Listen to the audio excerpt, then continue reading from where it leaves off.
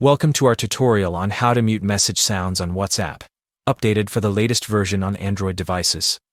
Here's how you can silence those pesky notification sounds. First, open the WhatsApp app on your Android device. Look for the three dots located at the top right corner of the screen and tap on them. This will open a drop-down menu. Next, tap on the Settings option. Once you're in the Settings menu, look for the Notifications tab and tap on it. Within the Notifications menu, you'll find an option called Conversation Tone.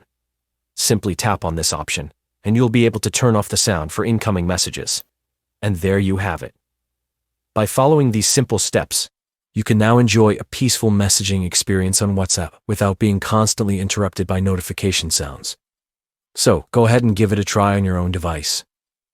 Remember, you can always come back to these instructions if you need a refresher. Thanks for watching and happy messaging.